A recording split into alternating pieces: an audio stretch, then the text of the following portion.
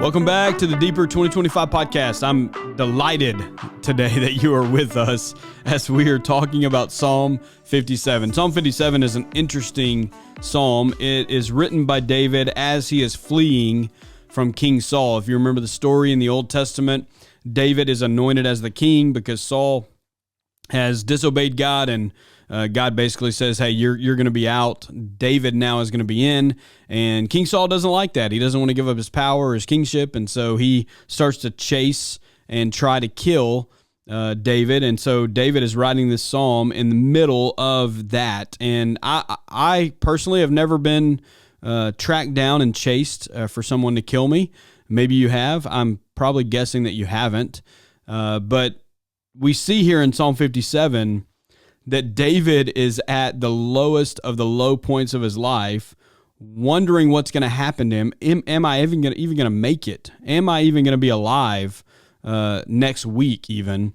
And we see that David here in this psalm, he is really crying out for mercy, for God's compassion to come and sweep over him, to save his life. And we see that David knows where he should go. He goes to God as his refuge. And so I think the things that for us, we need to understand out of this psalm, because again, we're probably never going to be in a place, most of us, if not all of us, where someone is chasing us down, hunting us down to kill us. But it is applicable even when we get in really difficult seasons. Kind of like what we talked about with betrayal last episode. This episode, a little bit different, but we've got to seek God in prayer. Like, everything goes back to prayer. And the thing about it is, when we find really difficult times and we find ourselves in really, really difficult times, is it not the case? I mean, I know it's the case for me that I try to figure out everything I can do before I pray. And David here goes straight to God in prayer. He goes straight to God in prayer. He's vulnerable. He acknowledges that he's a limited human being. He acknowledges that he's weak. He acknowledges that he's in a really difficult situation.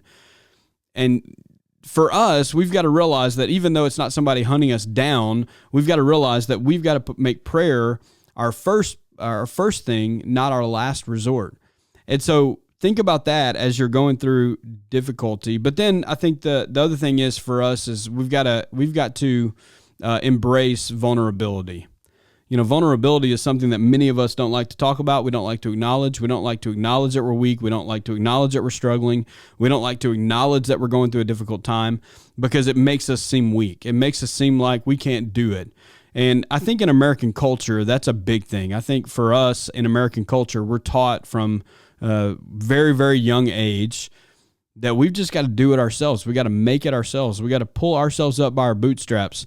And if you're a good, healthy American citizen, that's what you do. And you don't express vulnerability. You don't show people that you're vulnerable and you're weak and you are in trouble. And so I think, though, at the end of the psalm, and really what we see is we see that David, in the middle of crying out for mercy, is really building within himself this heart of worship. He is worshiping and praising God even in the midst of really difficult circumstances.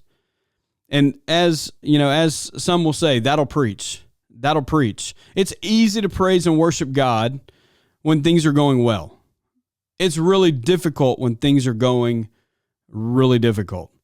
When things are at their lowest in your life, it's really hard to worship and praise, and the reality is that comes from the heart. It doesn't come from the external circumstances. So when we build a heart of worship, what we're doing is we're building that out of who we know God is and how we know He loves us. And so it's not dependent on circumstances around us. And that's exactly where David's at here in Psalm 57.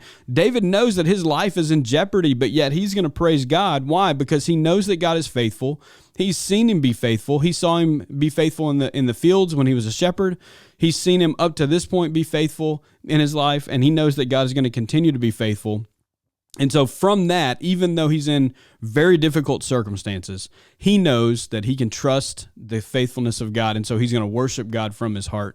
And so I think, man, that to us, the two things that stick out to me is vulnerability and worshiping God no matter what the circumstances. Knowing that he's got it, knowing that he's in control, knowing that circumstances around us can't dictate whether we're going to worship God or not, because we know deep down in our heart that he's faithful. And so today, man, no matter where you find yourself, be faithful to God because you know he's faithful to you. Be faithful to worship him no matter the circumstances. For some of you, maybe you need to be vulnerable today. Maybe you need to call a friend and tell them, man, I'm struggling. I'm really struggling with this or that. It's okay to struggle. Listen, we all struggle. We've got a value here. Don't be fake. Many of us are fake in the midst of struggles because we don't want to know. We don't want people to know that we're struggling. So today, embrace vulnerability, worship God with a true heart, and continue to build your heart into a place of worship for God, knowing that he's faithful and knowing that he loves you beyond comparison.